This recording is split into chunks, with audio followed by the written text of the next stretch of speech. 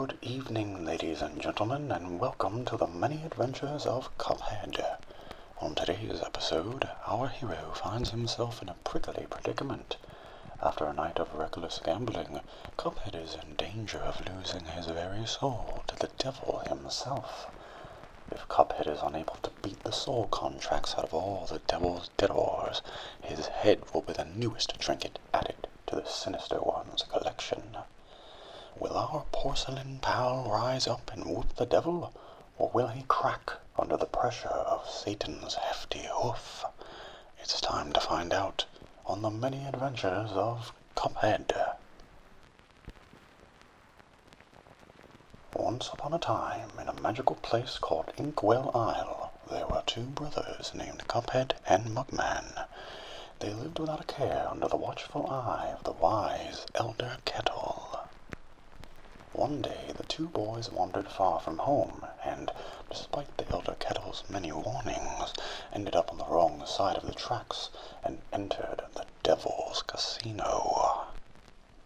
Inside, Cuphead and Mugman soon found themselves on a winning streak at the craps table.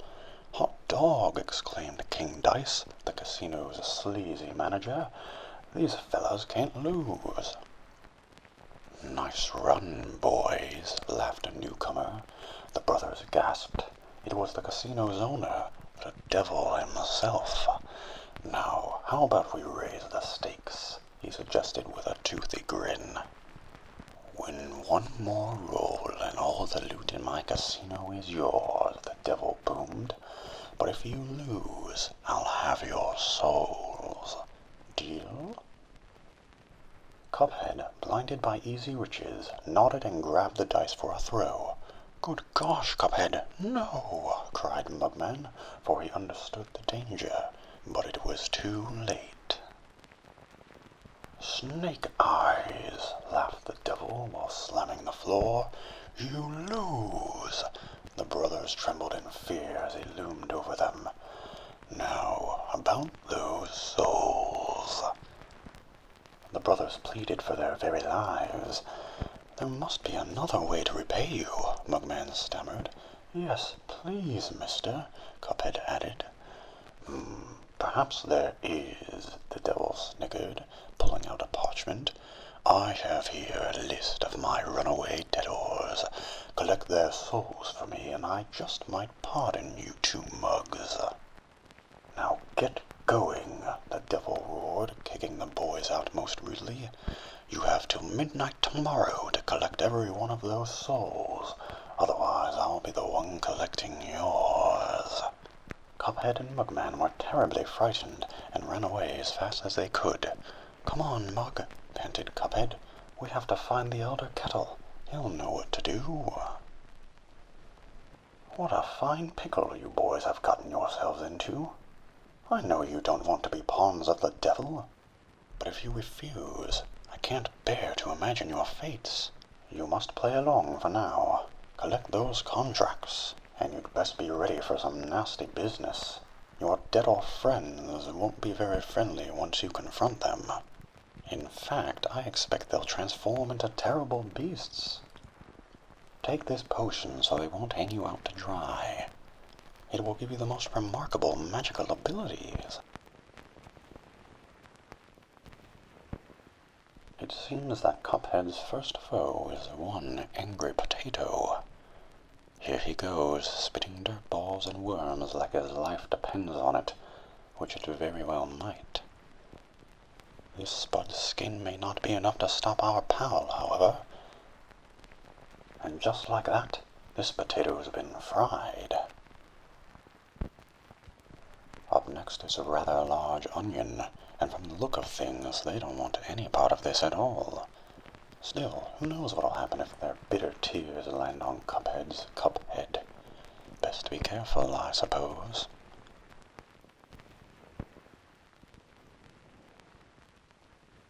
And now for the third threat, a garden variety carrot, standing tall and sending little baby carrots rocketing towards our hero.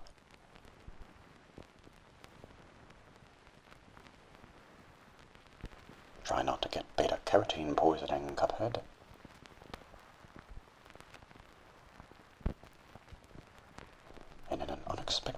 defense, the carrot now appears to be firing a psychic energy from his third eye.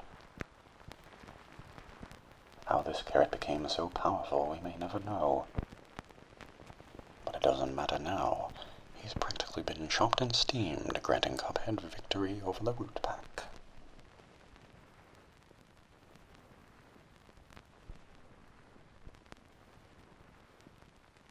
Next up, a bouncy blue blob of unknown origin. Could it be made of gelatin? If so, how has it attained sentience? And more importantly, how is it able to fashion itself into a living boxing glove?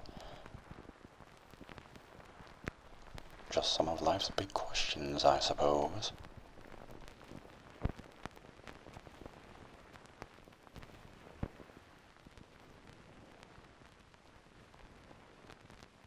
It's going to be harder for Cuphead to dodge this one now. I've got to say, this may look simple for Cuphead, but there's no way I would be able to avoid getting crushed if I was in his shoes. That's quite the boxing glove the thing's got, though.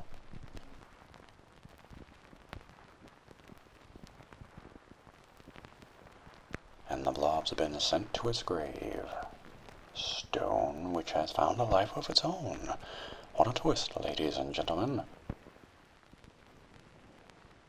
Cuphead better watch out unless he wants to become a porcelain pancake.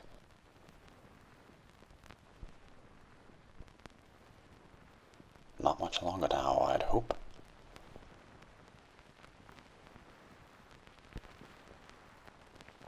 And he's done it again. No more blob and no more gravestone. Here comes a pair of toads ready for a tussle. Let's see if Cuphead can knock 'em out. Right off the bat, they're sending out the flaming insects. Those winged critters have gotta be hurting. Here comes the wind-up for the punch. And that's no punch at all. Somehow this toad's found a way to unleash great balls of energy from his fists. What a twist. Nice clean work from Cuphead here.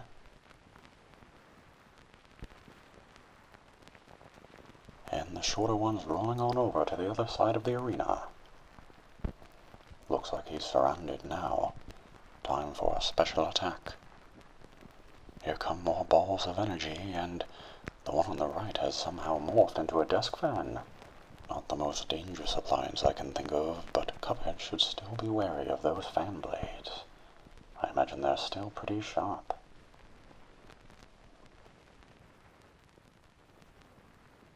And what's this? One toad swallowed the other one whole, and the two have become some sort of slot machine. Looks like Cuphead's unable to damage them now. Let's hope he wins big. Oh, that's not the kind of thing I'd want a slot machine to put out. Lots of careful acrobatics from Cuphead, though, and it appears the slot machine is vulnerable at the moment. Time for a second spin.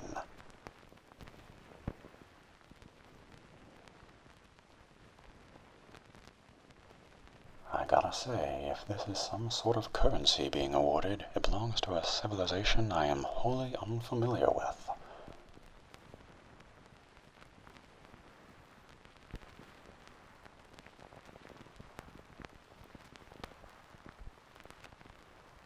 And that settles it.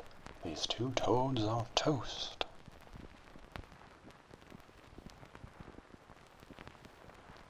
Time for Cuphead to go up against some sort of living zeppelin on a unicycle. These foes just keep getting stranger, folks. Looks like the zeppelin can transform into various constellations, the first of which is a very rowdy Taurus. Watch out for that charge, Cuphead. Thankfully, his aeroplane is quite nimble, giving him plenty of speed to fly out of the way. And she's back to being a zeppelin. They say sticks and stones may break my bones, but words can never hurt me. But her laughter looks pretty hazardous to me.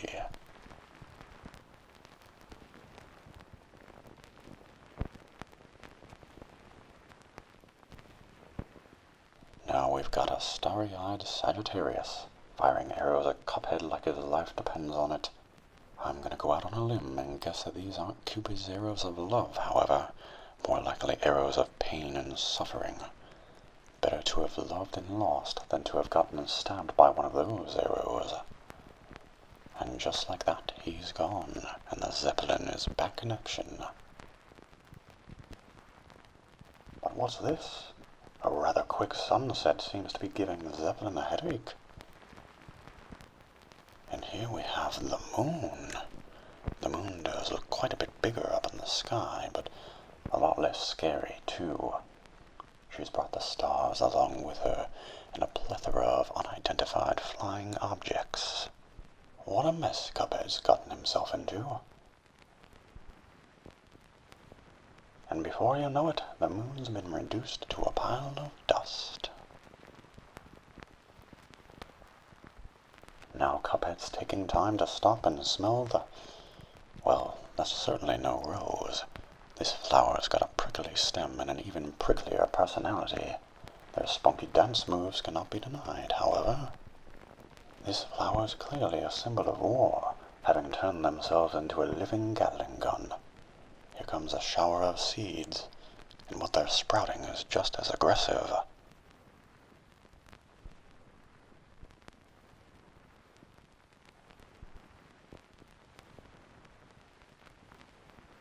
This flower is simply bombarding Cuphead with projectiles, and I really hope he has the space and finesse to survive this one.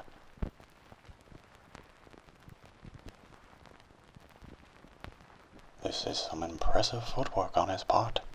Very impressive.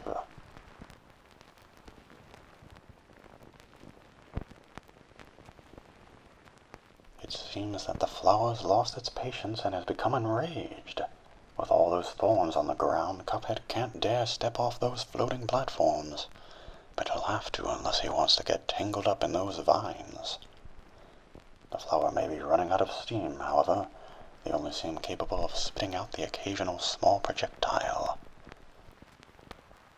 Nice work getting this problematic plant to wilt away. And that's all the time we have for tonight. Next time, Cuphead will go up against a gang of candy crusaders, a coarse carnival clown, and much more. Will he keep collecting the soul contracts, or will he crack under the pressure? Find out on the next episode of The Many Adventures of Cuphead.